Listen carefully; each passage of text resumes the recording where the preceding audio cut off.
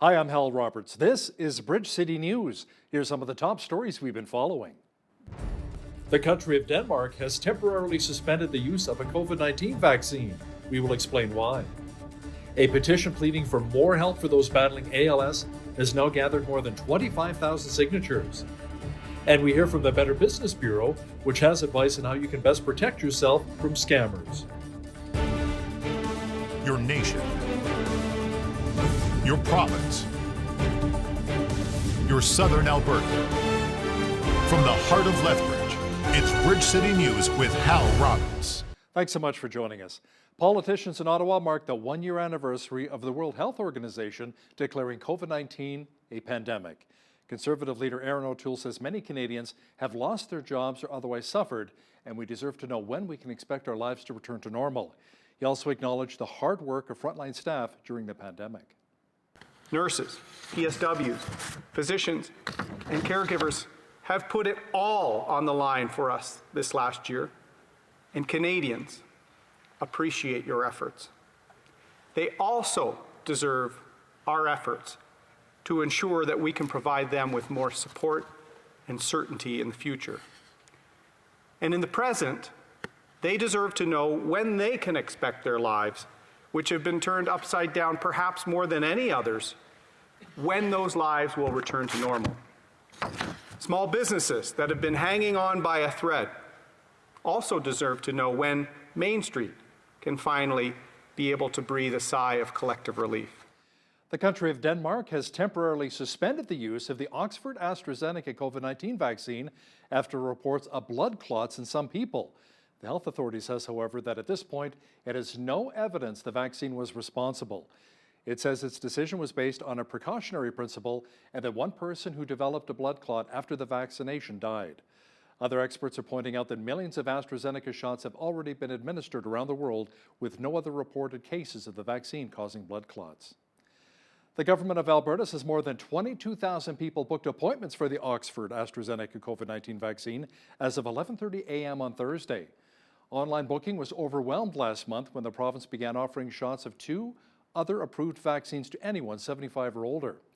Alberta Health Services says it has added queuing technology that tells users how many people are waiting ahead of them. Now, beginning next week, a select number of pharmacies here in Lethbridge will be able to provide COVID-19 vaccines. You can include the medicine shop near Chinook Regional Hospital in Lethbridge in that group.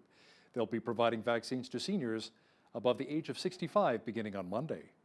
We'll be rolling out the immunization from next week. We were advised to start immunizing from Monday, and we will be getting 300 doses of Moderna vaccine. We are just waiting for the shipment confirmation date, which date it will actually arrive here. Most probably the way we are getting information from Blue Cross will be Monday. So what we are doing is right now we are creating the list for the first 300 people for the next week, so we can have it ready, because once we receive the dose, we want to finish it up within the same week, because we'll be getting 300 doses every week. So we want to keep up the space too. So that's why we ramp up the capacity for our staff. People are encouraged just to phone the pharmacy, and from next week the booking will be open through website or through Facebook too. And it will be just the first dose they'll be getting it. Now, if you're over the age of 65 and you'd like to get the vaccine, you can call the medicine shop at 403-380-3282. The province says more than 924,000 rapid tests are being used to help protect workers, students, and vulnerable Albertans. Health experts say the tests will support screening programs to reduce the spread of COVID-19 and prevent outbreaks at hospitals, long-term care homes, and in the oil patch. Health Minister Tyler Shandro says the UCP will continue expanding the rollout and hope to offer more tests to other businesses and sectors in the coming days. Health officials say over the past 24 hours, 364 new cases of COVID-19 have been identified. There are currently 259 people in hospital, including 38 in intensive care. Sadly, 5 more deaths associated with the virus were reported. There are 4,488 active cases in the province of Alberta. That includes 1,654 in the Calgary zone, 1,147 in the Edmonton zone, 813 in the North zone. The Central Zone, which includes Red Deer, has 431 active cases, And here in the South Zone, there are 438 active cases of the novel coronavirus. That includes 335 here in Lethbridge and just 10 in Medicine Hat. So far, close to 131,000 Albertans have also recovered from COVID-19. A federal Alberta prison has called in the Canadian Red Cross to help deal with a major COVID-19 outbreak.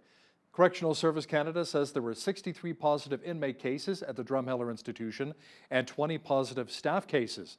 It says contact tracing and mass testing are underway for everyone at the facility. To prevent more infections, all visits have been cancelled, more cleaning is being done, and routines at the prison have been changed to limit close contacts.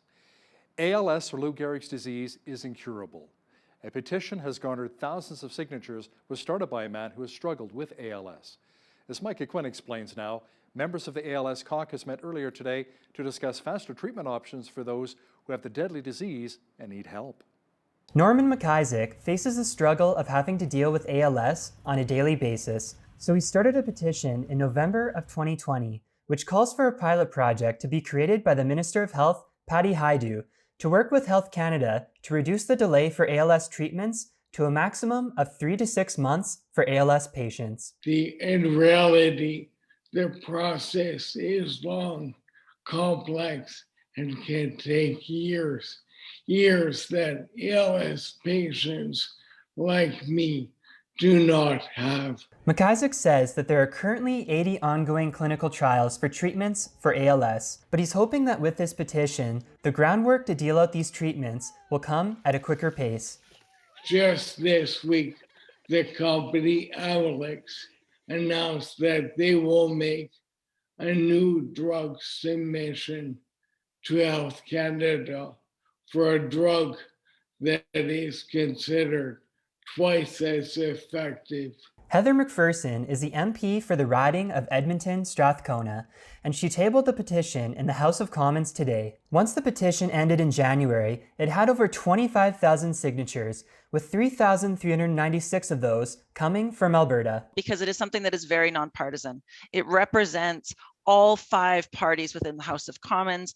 We all worked together on this issue. It is something that is too important to be a political football. It is too important for us to not be working in a nonpartisan manner. So I'm very, very proud of the way that we were able to do that. With a 2 to 5 year life expectancy for those who have ALS, waiting for these faster treatments isn't something that they can afford to do. For Bridge City News, I'm Micah Quinn.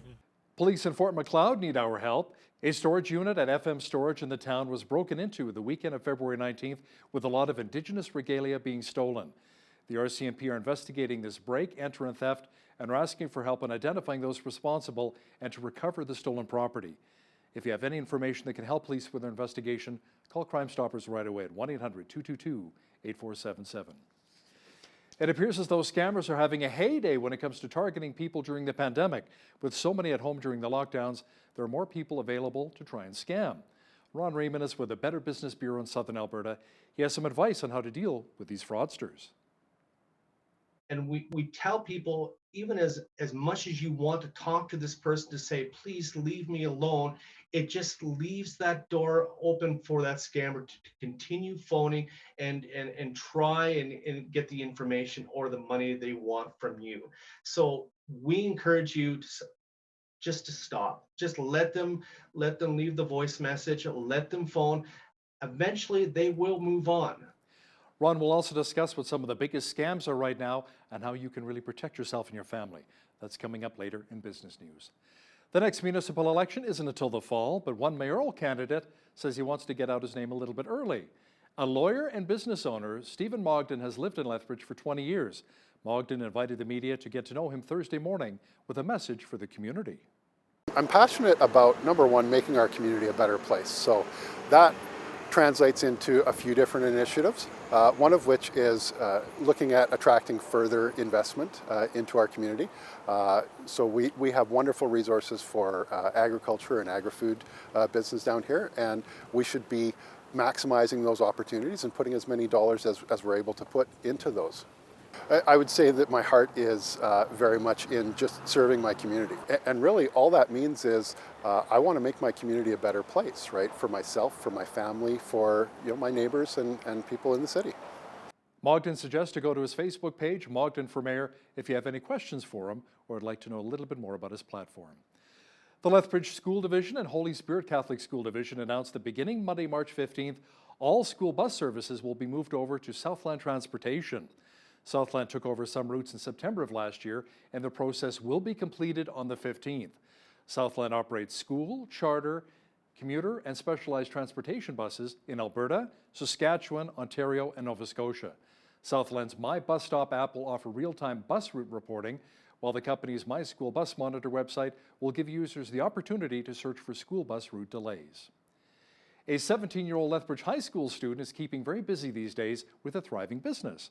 Josh started a car detailing business, and he says he won't be putting the brakes on it anytime soon. I just kind of started it when one of our friends, Tanis, just wanted her car detailed, and I've been planning this out for a bit. So maybe 2 months prior to this, I had it planned out, and just when Tanis wanted it detailed, I was like, you know what, I'll just buy some of the tools I've been planning out and just start right now. I've had at least 5 people and 6 cars total wanting to be detailed, mainly the interior, not many exterior, maybe 1 exterior detail, but that's about it. So business is going pretty well so far, honestly. I didn't expect this much interest so quickly. In terms of like my own time, it's been a little hectic a little bit, but you know, I'm trying to manage school and my other job that I have. I have $5,000 saved from my other job currently. I'm saving up for a house, but also a new car. It's a little half and half. I kind of want a house. I kind of want my own car, like a new car. I have my own car right now, but maybe something newer would be kind of cool. I plan to make a website soon enough. Also, Facebook Messenger works very well, so those options are just great. If you'd like to have your car detailed, you can call Josh right away at 587-821-4597. Spring is in the air, and that means only one thing: baseball. Well, for some people at least. For local baseball fans, they have to wait for provincial restrictions to be lifted to watch the Lethbridge Bulls in action. Prairie coaches and players have been practicing for a week now, but as Ainsley O'Reilly explains, they're itching to play the game. We need to practice as a team. You know, we've been here for, it just feels really weird as the coaching staff. Like, I feel like I don't know my players, and I know it's the same way that they don't, you know, we haven't become that family. In a typical year, Prairie baseball would start the season in mid-February. They'd kick off in Las Vegas and travel throughout the Pacific Northwest before coming home and competing in the Canadian College Baseball Conference.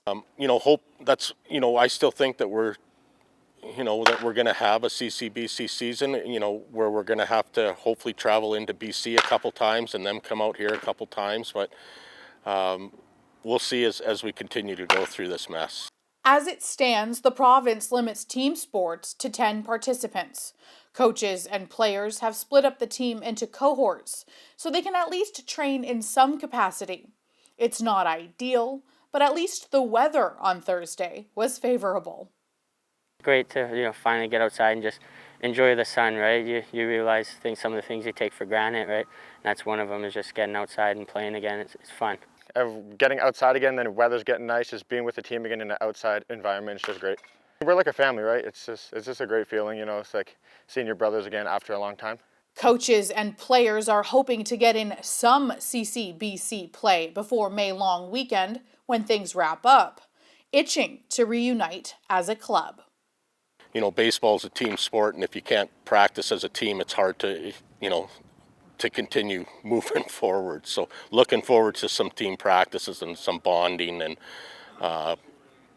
just to feel that again. So, for Bridge City News, I'm Ainsley O'Reilly. Insects and spiders play a huge role in our ecosystem, but experts say a large majority of them are on the decline. Dan Johnson is a University of Lethbridge professor. He spoke at SACPA recently and talked about the importance of conserving many insects. Johnson says that insects like ladybird beetles are important and don't have a lot of data relating to them.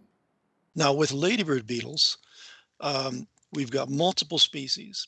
We have unknown peaks and troughs in their populations. For example, 2015 was just a red letter ladybird year.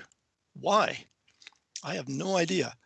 We counted so many and found so many, and yet the following year they were down. Why? It has to do with, I think, the schedule of the weather they encounter. Like, do they get enough heat at the right time? Do they get too many cold, wet days at the wrong time? If we could put that together a bit, and it wouldn't be too difficult, it would just take some study. I think we could monitor the ladybird beetles and know a little bit more about them. There are currently over 450 species of ladybird beetles here in North America. Alberta Premier Jason Kenney says his government will decide this spring whether to pursue pulling Alberta out of the Canada Pension Plan. Kenney says if the UCP proceeds, people will have the final say through referendum on whether to create an Alberta pension plan. Currently, the government is studying the feasibility of Alberta going it alone on a provincial plan. Last summer, the government-appointed Fair Deal panel proposed the idea but heard concerns from Albertans about their retirement money. As of today, people in Saskatchewan aged 85 or older can now book COVID-19 vaccinations over the phone or online.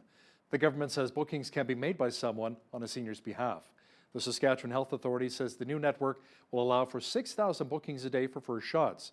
Health Minister Paul Merriman says he expects demand for vaccine to exceed supply and wants anyone younger than 85 not to try and book an appointment to avoid overwhelming the phone lines or website.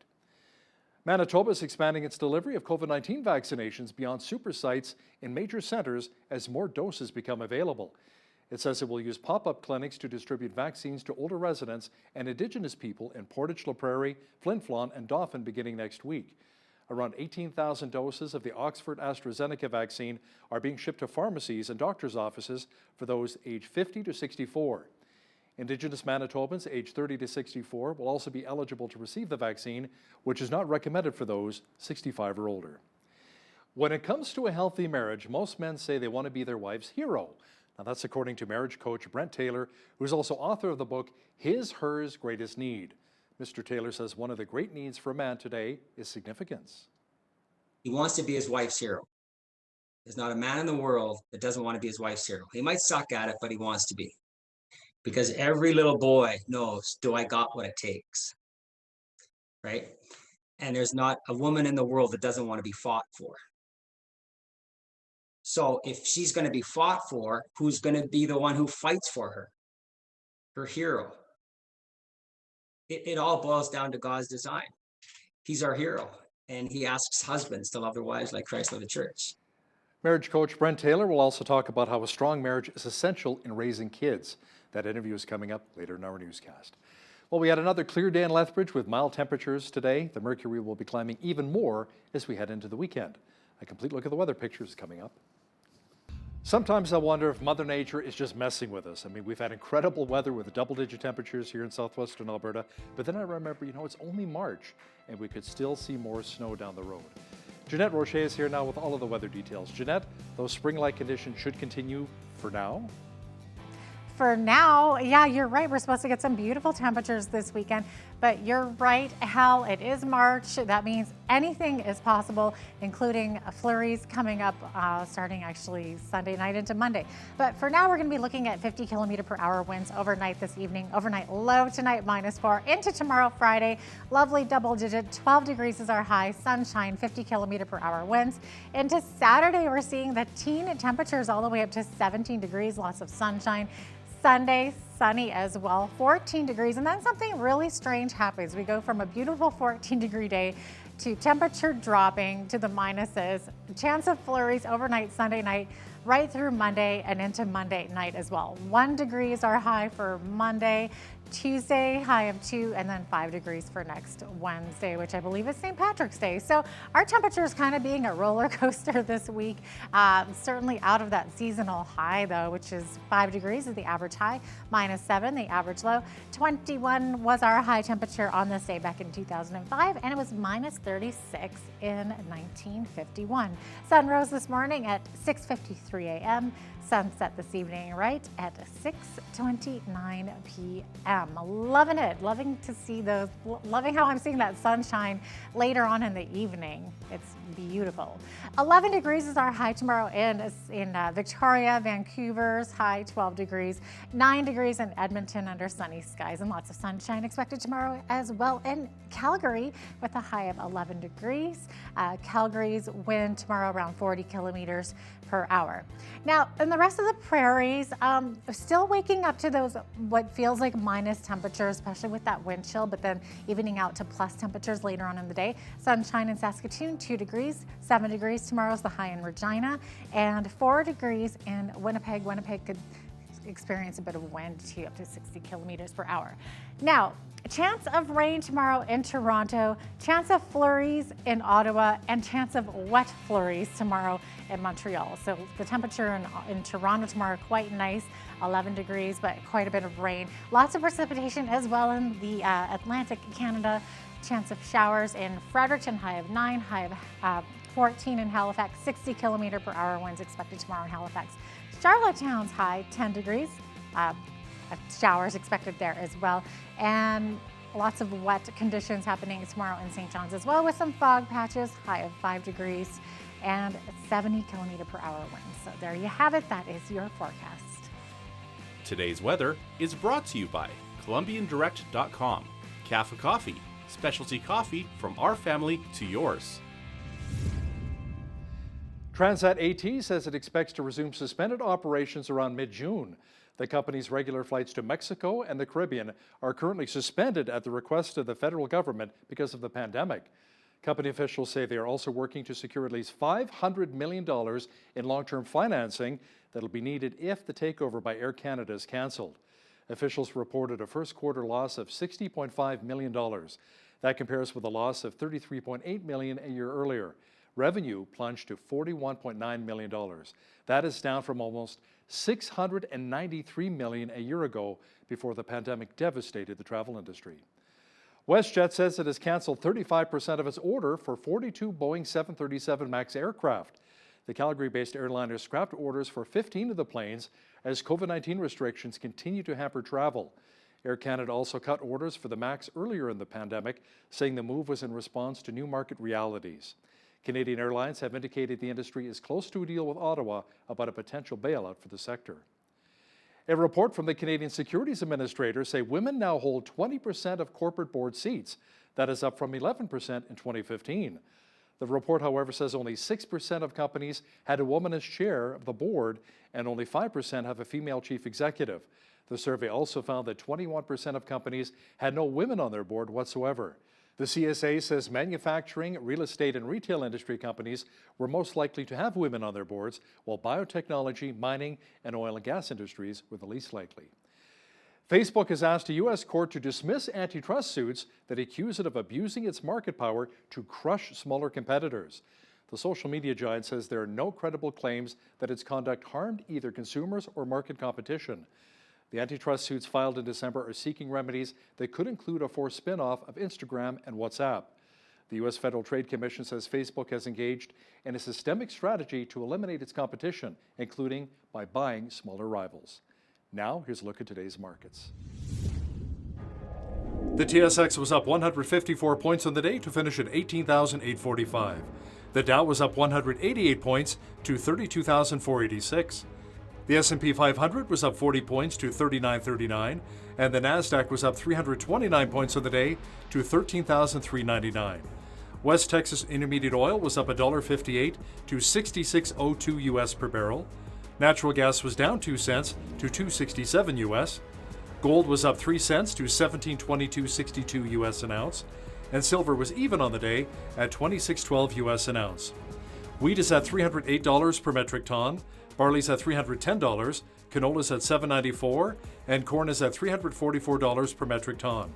Live cattle were down 25 cents to $118.53. Feeder cattle were down 95 cents to $135.25, and lean hogs were up $2.73 to $91.50. The Canadian dollar was up slightly over the past 24 hours to 79.79 US.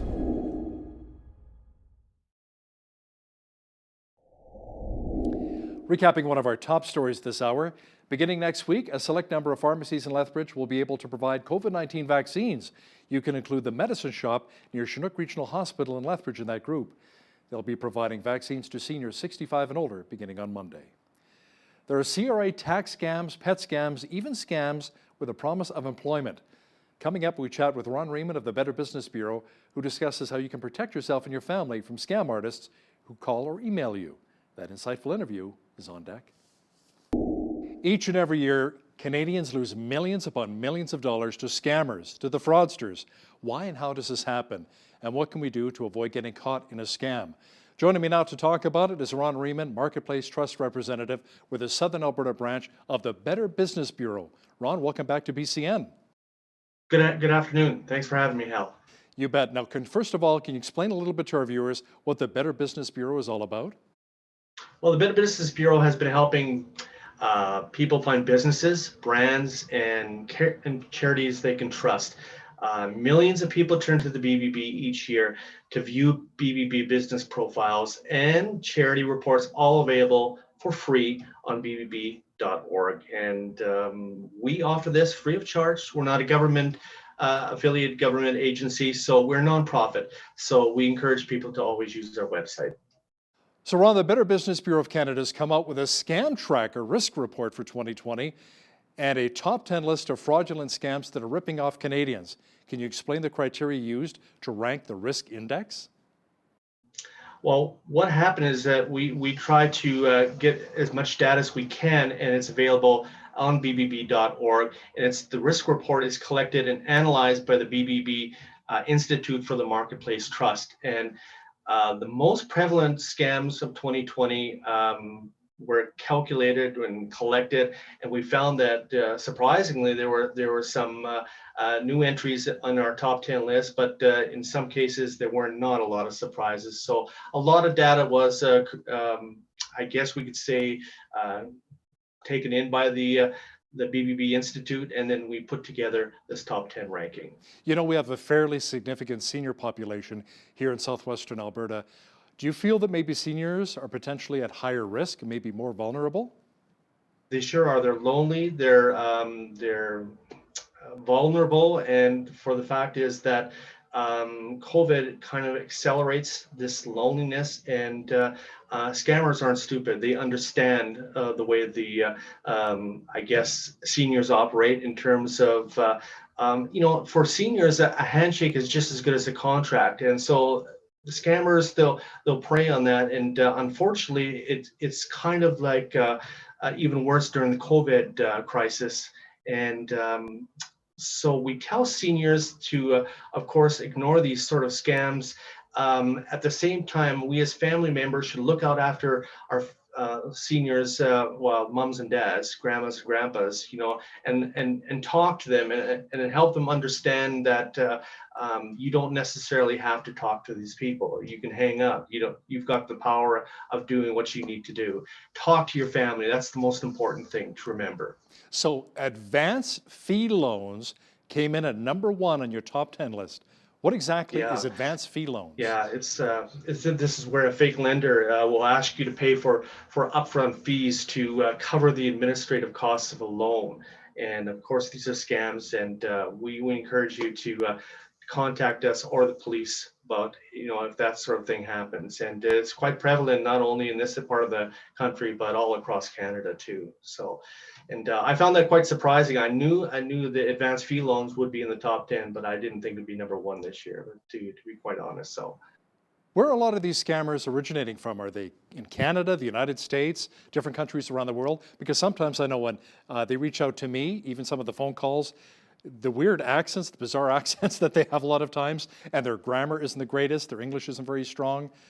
You know, I'm wondering where a lot of these scammers and fraudsters live.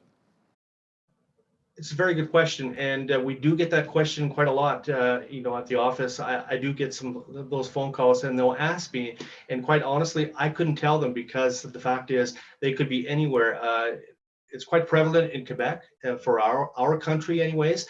Some of the hotspots around the world include China, Russia, India, and even the United States. So, and it's unfortunately, we have to tell the consumers that do ask us, can you find out where this person is? I have their telephone number, but a lot of times they buy or they probably use multiple phone numbers. So phoning these numbers only kind of funnels it to a call center. So it's really, really hard to kind of narrow down an IP address, let alone a phone number.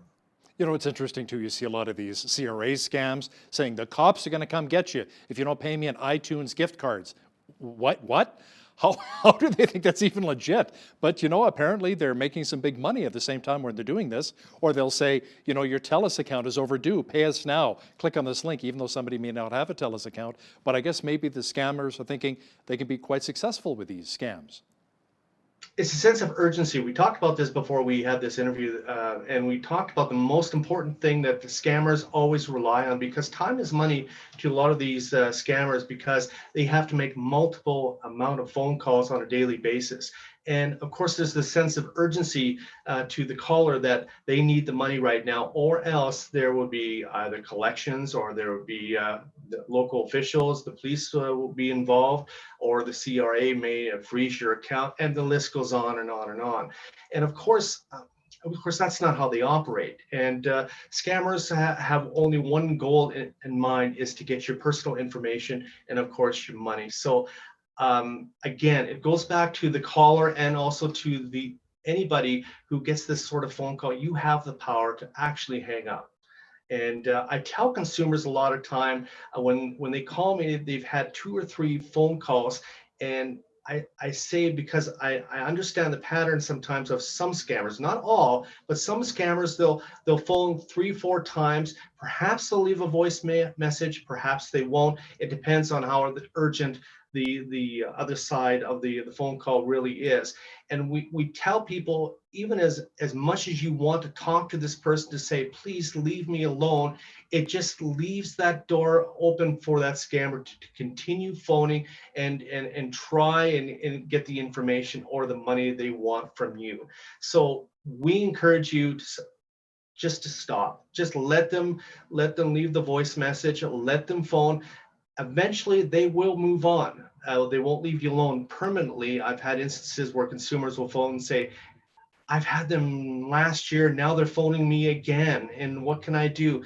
Same process. And it's unfortunate and it's rude, because they'll phone you any time of day or night, and it can be frustrating. Now, Ron, here's something you say: with the scammers, time is money. They have to hook as many people as possible. So here's an idea. How about you keep them on the phone for maybe 10, 15, 20 minutes and kind of reel them in and scam them and con them a little bit, so they're not, you're tying them up so they're not scamming other people.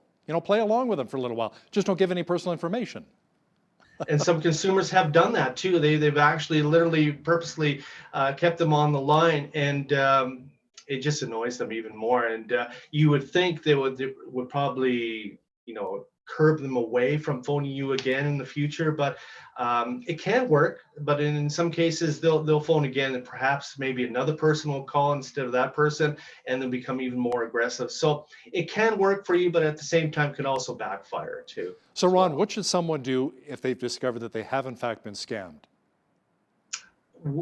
When I do get a phone call from a consumer, knowing that perhaps their personal information or their financial accounts have been compromised, the first thing I encourage them to do is to check their bank account via their smartphone, or their computer.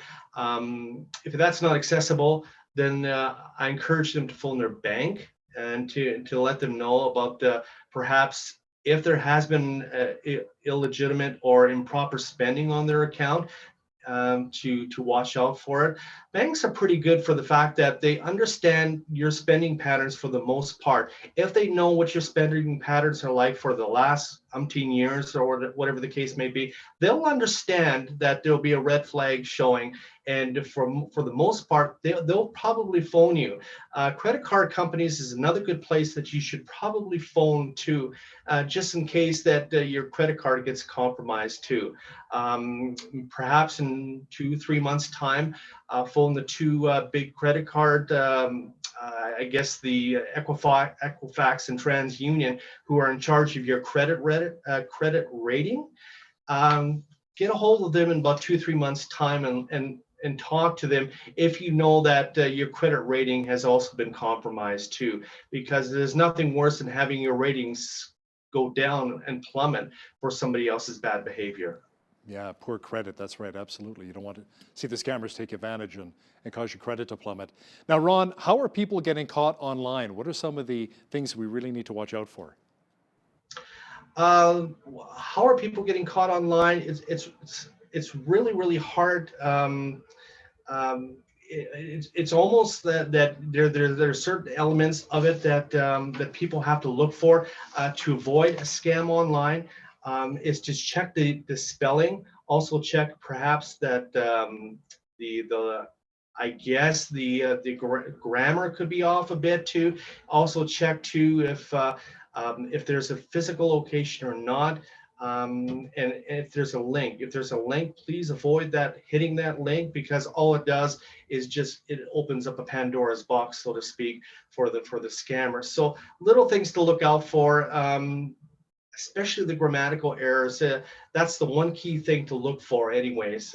Most institutions, and including us, we've been scammed too. We've been utilized in a scam too, that they'll use your letterhead and they'll put it on their email to make it look really official.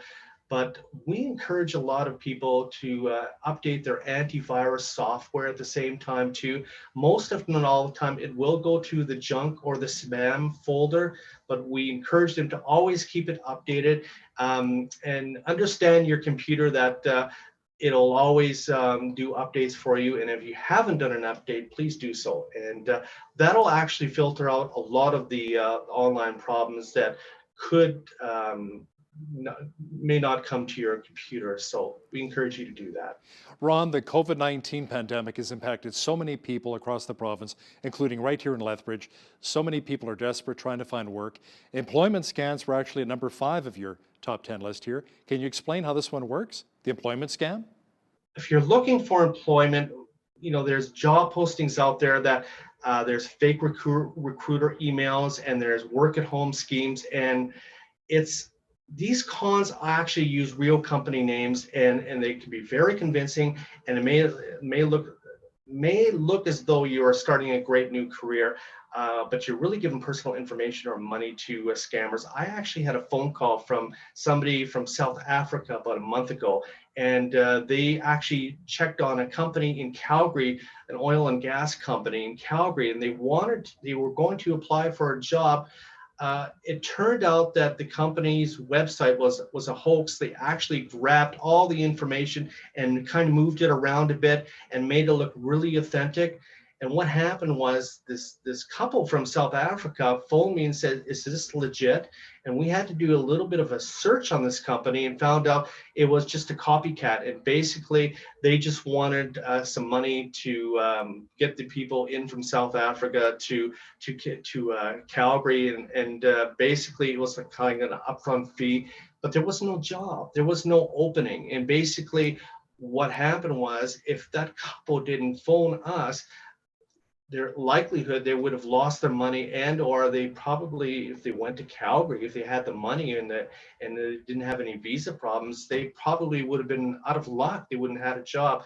So we always encourage people just to make sure to phone and do their homework, and because those websites can look really good, but sometimes they may not appear what they seem to be. Do your homework on the company. Basically what I'm trying to say, I guess. Ron, any final reminder for our viewers on how to really avoid and sniff out a scam, and maybe how the Better Business Bureau can really help, be of assistance? We're always there to help. And if people want to know more information about scams or anything that come their way, we encourage them to go on our website. We have a special place on our website called the Scam Tracker. If they feel they've been duped, or they know of somebody who knows of suspicious behavior of a company or something that people should be aware of, Scam Tracker on our website is a great place to go to. You can also get the updated information if you want to learn more about the current scams. We want to stay one step ahead of the scammers. It's a tough time to be in right now with this COVID pandemic, and it's only accelerating all these scams. And we encourage people to educate themselves, come to our website, or certainly phone us, and we can try our best to help you. And education is the key thing, Hal. Thanks so much for your time today, Ron. Ron Riemann is with the Southern Alberta branch of the Better Business Bureau. Thanks again. Thank you very much, Hal. It's a topic we've been focusing on quite a bit lately, marital relationships, because they're challenging even in the best of times. But with the stress of COVID restrictions, it's put even more stress on marriage relationships. Today's guest says although there are different causes of relational breakdowns, there's one in particular that is the biggest issue, and we will chat about that today. Brent Taylor is a Lethbridge marriage coach and the author of Hers Greatest Need. Welcome, Brent, to Bridge City News. We're so glad to have you on today. Thank you, Jeanette. I'm honored to be here. It's a pleasure. Awesome. Okay, so can you briefly share a bit about what you do to help couples improve their relationships? Well, I have a marriage builder program. I call it UCG. It includes my book, which is His and Hers Greatest Need, and the single biggest reason why marriages break down and how to build it up. And with that program, I've developed understanding, communication, and giving. And there's multiple elements within that program. It's either a 5-session or 8-session program, and it really helps restore marriages. So I've been doing that for a number of years. Awesome. Now, this book is based upon some of your own personal experiences, right? So you yourself have gone through divorce and some tough times. Can you maybe give us a bit of your backstory? Sure. Well, born and raised in Calgary, 1962, and moved around a few places and was married young, and have 3 awesome children. They're 34 and 32 and 28, and 3 grandchildren. And I worked about 25 years in the oil patch. And then I read a book called Rich Dad, Poor Dad. I was going to be somebody. And because I wanted to find somebody, because I felt, I guess I was rejected most of my marriage. Anyways, I raised $20 million and I built the largest manufacturing plant in Canada, in Lethbridge, actually in the county, BCT Structures. And I was on top of the world. I moved back to Lethbridge. I'd lived here before. And I was going somewhere, and I thought I'd find that amazing relationship that I was looking for. And I got it up to about 130 employees. It's a huge manufacturing plant making industrial combinations for the oil patch primarily, the rig shacks and the camp shacks. And so I was just on top of the world, and I just loved the employees. I loved the whole business aspect. And then I lost it all. I was living with somebody here, and I lost my $50 million company, and I had to be broken to be awoken. And then I remarried a few years later, and I thought this was it. And I married somebody that had been badly beaten in her childhood, and I didn't realize, but I was husband number 5, and God still had to keep working on me. And about a year later, I never saw her again. And I looked up and I said, "Why, God, why?" And he started to show me his and hers greatest need, the single biggest need, and the single biggest reason why marriages break down. So I started drawing my circles, and I started taking jobs after about a year of writing my book and crying my eyes out, lots of tears. And then I started taking jobs, and I started confirming and doing my research and surveying. And up to now, probably well over 11,000 people I've shared this with. Ministers in Calgary, ministers in Medicine Hat, Christians, non-Christians, Muslims, 82, 22, and every one of them has said this is the greatest need, the greatest breakdown, but we didn't know it. Wow. So what I teach is not taught in the church, is not taught in the counselor's office. And roughly we have an 80% divorce rate in North America and much of the Western world. 69% of those divorces are being initiated by wives. Call it the walk-away wife syndrome. We tend to follow the sheep. And I think a lot of people don't realize the single biggest impact on a child's life is not your parenting. It's your marriage. And so the parents' marriage. Is that what you mean? Yeah. Okay. So we're at an all-time high for mental health. Before COVID, we were. Absolutely. You know, we had lots of issues around division and gender and depression and single parents, technology added to all that division. And we were just on a downhill slide, and especially in Alberta, because the oil patch went up like this, and then it went down like this. And there's a saying that says, a wife's loyalty is tested when her husband has nothing. And a husband's loyalty is tested when he has everything. And unfortunately, we make it about the money. Now, Brent, you were mentioning that in your book, you talk about the biggest break. So tell me, what is the biggest breakdown that causes marriages to break down? First, I have to give you the greatest need. Okay, please do so. Right? Because that need is not being filled. Right. And then the way it gets treated causes the single biggest breakdown. Right. So I'll verbally explain it. I normally draw circles. I can't talk too much unless I draw circles. But anyways, the greatest need for a man is significance. He wants to be his wife's hero. There's not a man in the world that doesn't want to be his wife's hero. He might suck at it, but he wants to be. Because every little boy knows, do I got what it takes? Right? And there's not a woman in the world that doesn't want to be fought for. So if she's going to be fought for, who's going to be the one who fights for her? Her hero.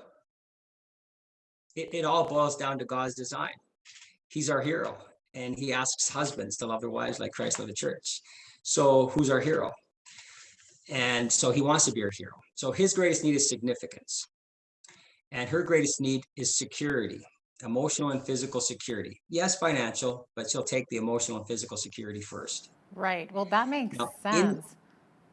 Right. So in the beginning of the relationship, now I usually say the sex and the roses are great. He feels like number one, significance, and she's going to live happily ever after, security.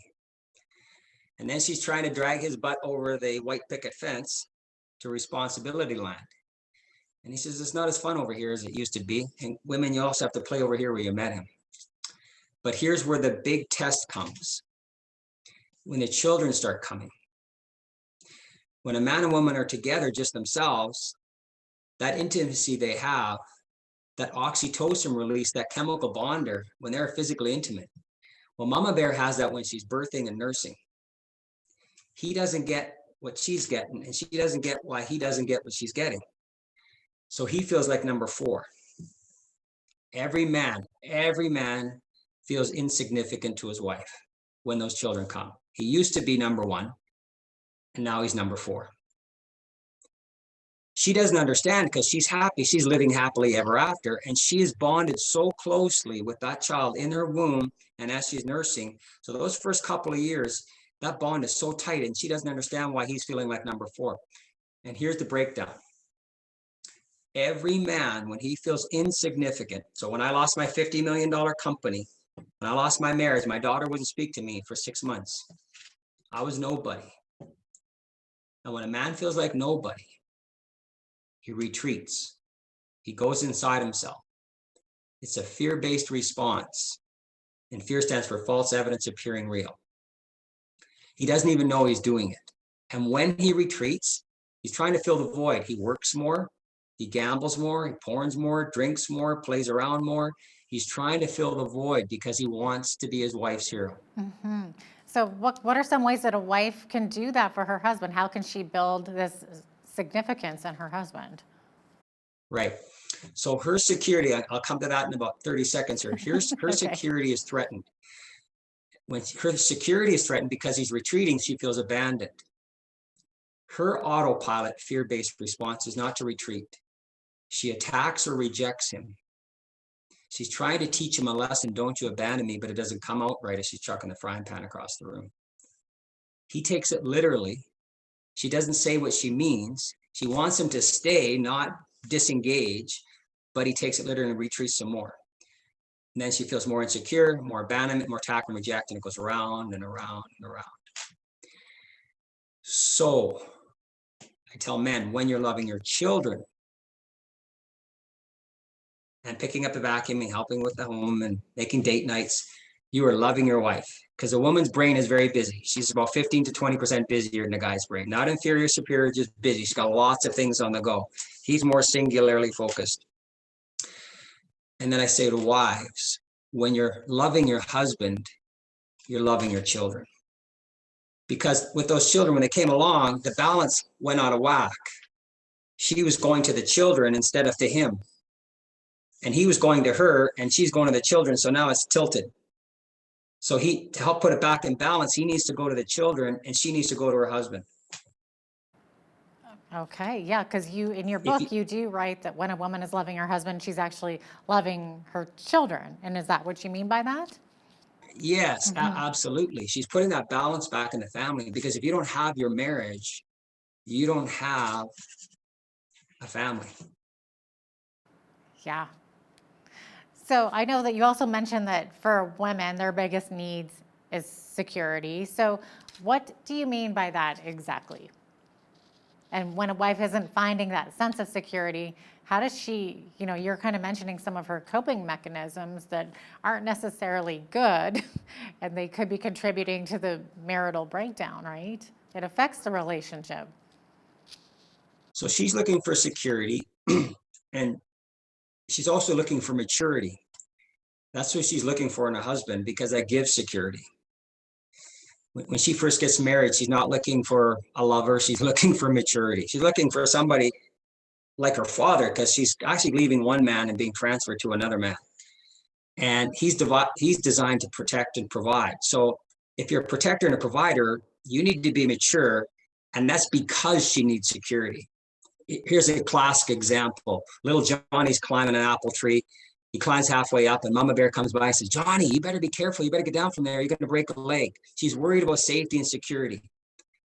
God made woman so that she looks after those things. She uses the frontal part of her lobe more for safety and security than a man does, for consequential thinking. That's the way she was designed.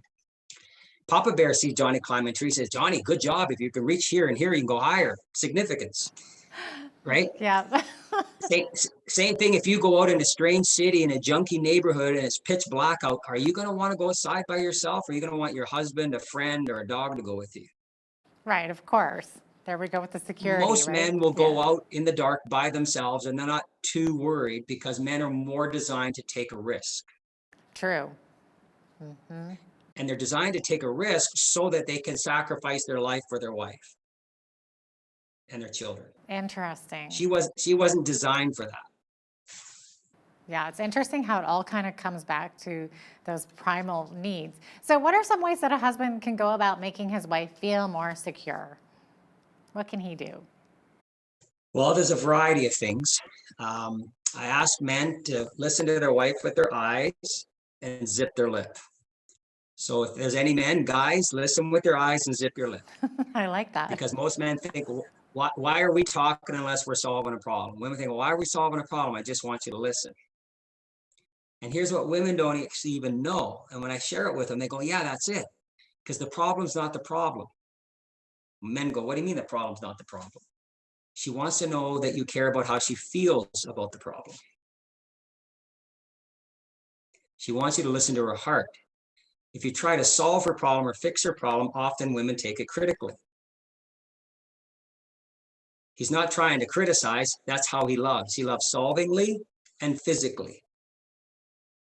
Men's brains are wired more physically, testosterone, and solvingly, how things move and objects. So he's more about the how, right? So that's why he's doing that. Well, she doesn't take it the right way, so she shuts down and then she rejects him. So I tell men, she's not looking for solutions. She's looking for you to listen to her heart. So that's one of the ways. She needs to feel safe before she can trust you with her heart. The other way is to help her take some of those plates that she's juggling in the air, whether it's kids or the house or whatever else. So she's very busy. So helping her out and really being engaged with your children. Mama bears know intuitively how important a father is to those children. And when dads just come home and they ignore the children, or they do their thing, or they don't spend time with their children, she knows that those children need it. So that bonding and that responsibility is so strong with mom. So when dads actually show that they're doing that, it warms her heart, because she is so focused on the development of those children. So that's also loving her. The greatest way a husband loves his wife is he stays. He doesn't retreat. He never quits loving her. He might screw up, but he continues to learn how to love her and what she needs, because he is the leader of love. He is the initiator of unity. Who puts his arm out to ask to go for a dance? Who goes down on one knee? He makes the offer. He's the initiator. He's the leader. But he's the leader because he puts her ahead of himself. That's so So interesting. he's the leader because he puts himself last. That's why he's the leader. We're such different creatures, aren't we? Yes. I always say when God made man, he said it was good. And when he made woman, he said, whoo, man. Yeah, not just because she's pretty, because he's going to need her and he's not going to quite understand her. Well, you've got such a wealth of information here and expertise and experience, and we could go on all day talking about it, but it looks like we're actually out of time. But we just appreciate so much having you on today, Brent. Thank you very much. It's my passion. And can I share a little poem with you? Of course. Okay. And I hope that couples will reach out and give me a call. The poem is, woman was made from man and for man, not from his feet or his head, to be beneath or above, but from his side to walk alongside. Under his arm to be protected, near his heart to be loved. And where he is weak, she is strong. And where she is weak, he is strong. Husband and wife are completers, not competers. They're the greatest team between two human beings. And when God is at the top and the center of their lives, they will know how to love one another, their family, their community, and their world. I love it. Thank you so much. Brent Taylor is a Lethbridge marriage coach and the author of His, Hers, Greatest Need. Thanks so much for being with us today. Thank you. I'm Jeanette Roche on behalf of all of us here at Bridge City News. Thanks for watching.